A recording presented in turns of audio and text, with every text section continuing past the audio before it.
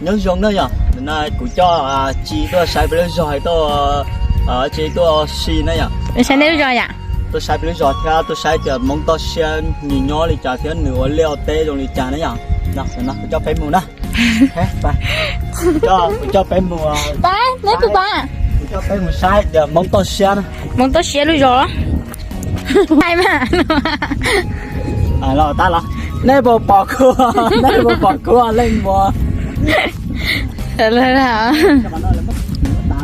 nè dê lại ở tôi luôn tôi mông nữa mà mông à trốn sai tiêu nhớ khả năng sẽ động cho bố thì giờ gió thia thì cho lia cho ra lia giống câu thôi rồi bao nhiêu từ nói rõ rồi rồi chỉ có một tàu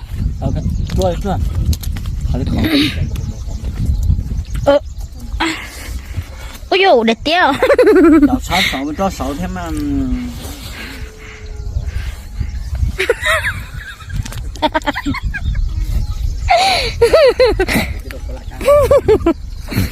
phải tôi khô lá cá của đại ta lá cá nè nó tôi là cặp bông này nè giờ nhớ sát tình nó cái giờ là cặp bông thấy như gì à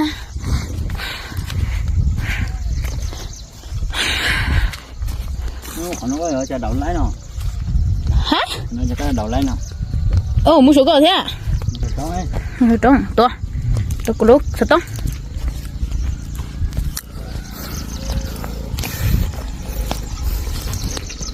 cái tên là cái phần nó nữa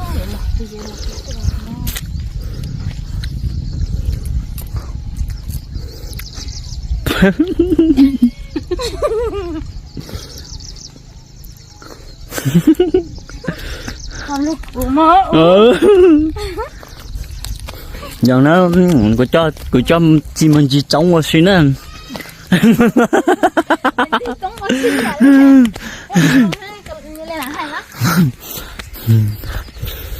còn nóจะไปcho chim mình chỉ trống qua xuyên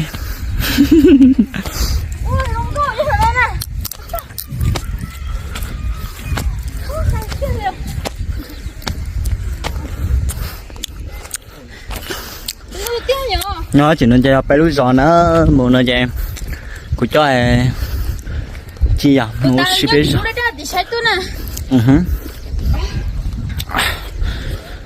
để của cho chim sai bé lúa giò thêm cho chim mình nhiều xí nữa mình chỉ tham sao cái giò nhớ có tí mấy cái giò nhá cái tí phải tí cái gì nhà tôi là sao tôi chưa học ba vậy tốt tiếp theo rồi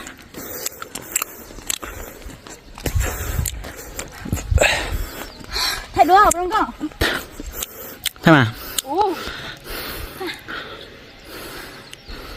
ta có cái đờn nữa gì là hay sao tin nào đó真大呀！睇架先啊！睇。我哋又俾你咗，俾你仔又亂人啦。Lúc đó, lúc đó nó cũng bé xanh, nó chỉ tay rồi.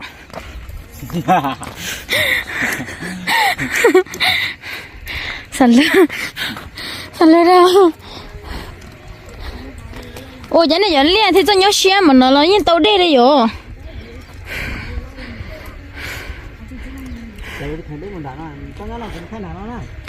Có mua đó, có mà lo đó.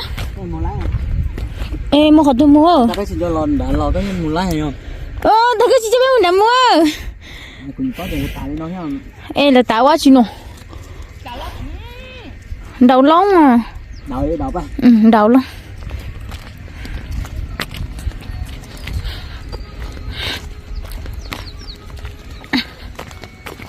Nếu xỉu không lười nó nè, nên nó không canh thế hả? Không gì đó.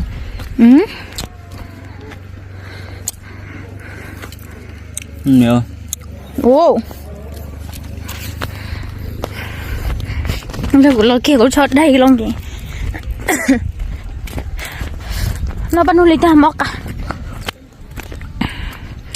Nó xuống có chấp lại. Ta cho cho em uốn chứ nó chỉ cho lia thanh thôi. Liên tao hiểu. Thì cho em nó có cái chuyện nào. Một là bố sợ. Ta hay nhớ tỷ lúc đã mẹ của tôi thì nó thay tôi thì nó chỉ họ nhỏ thì nó thay một đứa hát tí.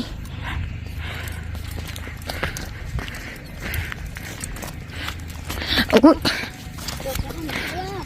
họ nói là họ xú sao? Dạ, không để là họ khó đi trên đảo con. Ấy là xú trẻ đó. Nó à? Bây giờ là xú trẻ. Chị lớn xú, chị thì lớn một án họ thích xú rồi. Cô thảo lấy chị tao lúc chạy về con ăn nên một lúc trống nó chút bé lắm đó hả? Dạ, lớn một cầu á. Nó mất cầu lúc chạy về đó. Nhà bố. Bên nhà nè. Hả bên nhà đã con à? Tao hả? Tao một tròn nhau bây giờ của tao một tròn. Bây giờ nó sắp bay đi tao cơ. Bây giờ nó hai luôn đó. Ồ. Nè, ở đây là nhà. Nhà.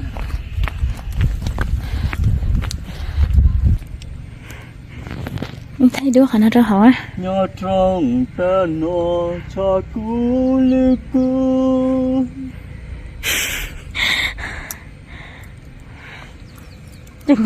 Cái là khơi khánh này. Nằm. Bé mà hầu đây thì bé giờ cho có bé non chè cho một chút chè của chị mà. Bây giờ mình nôn chè. Anh chơi hết trả rồi nha cái tờ. Hết trả. Một tiền không?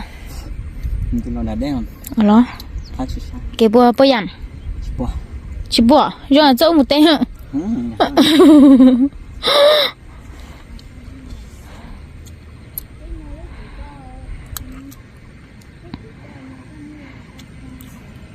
Thằng mà sao không có hành leo vậy bây giờ? Giờ tiền này từ tao là cho đầu sang nhớ là nó họ nhiều gì nhớ đầu sang nó thế nào sang nó cô xuống cao thành sao đi cô nhớ đầu biết sao lo gì cô chỉ mua cho lia hoặc cắn tay đi nó đau đi nói sang nhớ là nó thế liền muốn đâu sắp lớn nè sao đầu bé gì mà hành lo tít tia nhở chỉ xá gì chỉ mua cho tí đỡ ở đây rồi sao mà đỡ bao không có tít tia nhở chỉ tôi chơi sai sao nó tụi nó tụi đây xí chào quý vị nữa thằng má sao mà xuống cao chép li đã có hay ta là hay điều này giờ cô giờ tiền giờ cô chỉ tao tôi bỏ đua thế chỉ tao tôi đua chỉ giờ cô bỏ tao tiền xuống cao thế thằng má sao rồi hành nghe à thì ca là dùng hay hỗ trợ là dùng hỗ trợ thì dễ hành là sẽ thấy sao liệu chị cô nhớ là nó sáng trộn một trâu là cho lia tê luôn một trâu tê mẹ sống đông to trong hộp bè hào hà rong có chơi gì một trâu là tê ba chê thì khó nên sẽ được bỏ nó này cho đứa thia thì dành đua này ít chồng phụ yêu ít chồng sai cho nó thật đua toàn thằng sai nó bỏ kê thì là lúc rồi này họ rong đi chặt thế này nhỉ chị lúc rồi nó chơi rong đi nó này toàn thời giờ đó bữa thì nó chơi là cho chơi cầu sư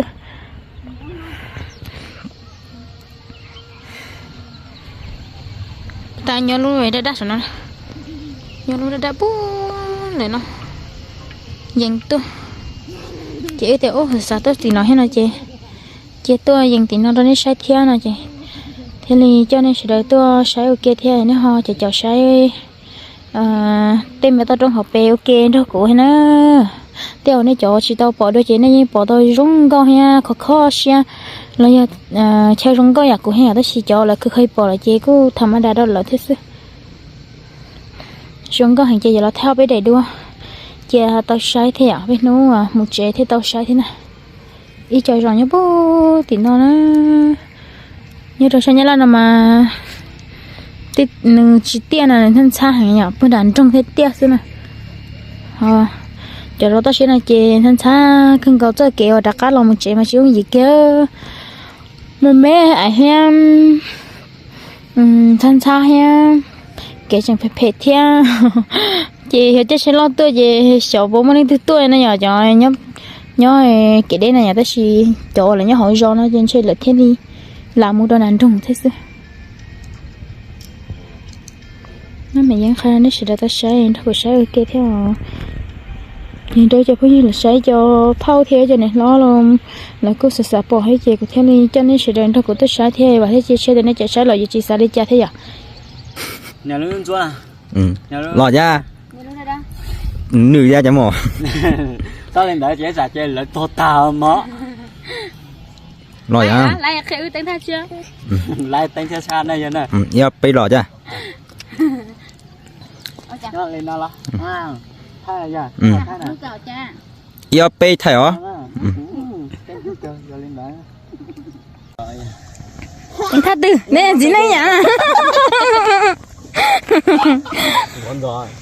Nhá nó chỉ sai cái tiền rồi, ra lên sai nhưng mà. tên đâu mà người thay nè ý op anh linh nhận cháy là cái ai cái lên cháy rốt lại ý op là nung đâu hả Đây, chết đây. nung đâu sắp lờ mà về nung mong á một bên nó bên chỉ là gì đó cả cô ấy ôi chị ta chị lo cho sát tận nó chị lo bỏ là cho kể bài liếp bài té cho hàng khâu thì nó cho nên là cho kể một liếp một té khâu bú thì nó vậy mà đã cái lề là ố cô sao chị muốn sát tận nó mua gì